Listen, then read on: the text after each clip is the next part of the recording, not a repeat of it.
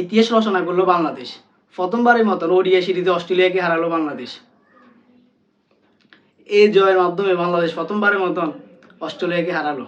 আজকে বাংলাদেশে bowling, batting, fielding তিন বিভাগে খুবই সুন্দর একটা পারফরমেন্স করছে, জাস্ট অসাধারণ।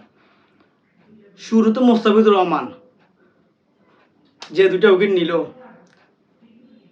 তারপর তাসকিন আহমেদ শুরুতে অস্ট্রেলিয়াকে শেষ করে দিল বাংলাদেশের বলাররা। এখন বর্তমান ওয়ার্ল্ডের ওডিআই সিরিজে বাংলাদেশের বোলিং লাইন আপ খুবই ভয়ানক। তবে বাংলাদেশ আজকে খুব একটা সুন্দর পারফরমেন্স করছে।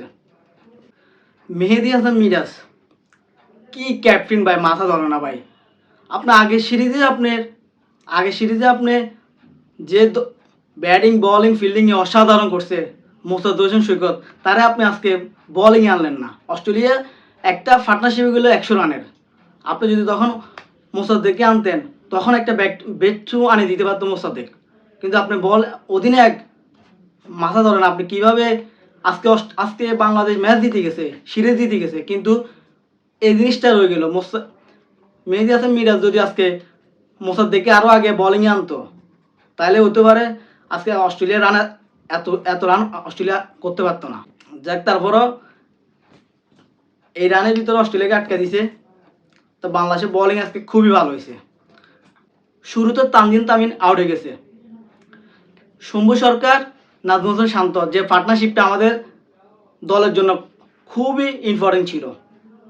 খুব সুন্দর দেখে শুনে খেলতেছে, ইনিংসটা বড় করতেছে, জাস্ট অসাধারণ। কিন্তু শম্ভু সরকার তখন এই শটটা খেলার দরকার ছিল না। আমাদের বাংলাদেশের ম্যাচটা তখনও আমাদের হাতের বাইরে ছিল, কিন্তু এই শটটা শম্ভু সরকার না খেললেও পারত। শম্ভু সরকার আউট হওয়ার পরপর নাজমুল হোসেন শান্ত আউট হয়ে গেল।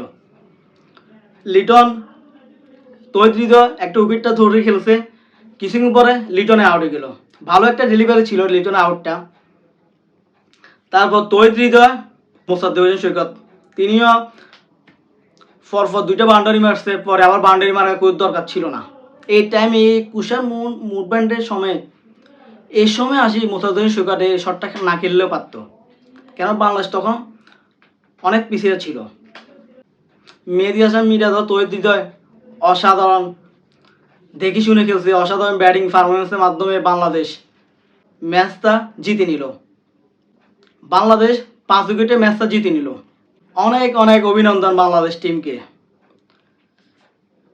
মিরপুরে বাংলাদেশ পরপর 4টা ওডিআই সিরিজ জিতলো। অনেক অনেক অভিনন্দন বাংলাদেশ দলকে।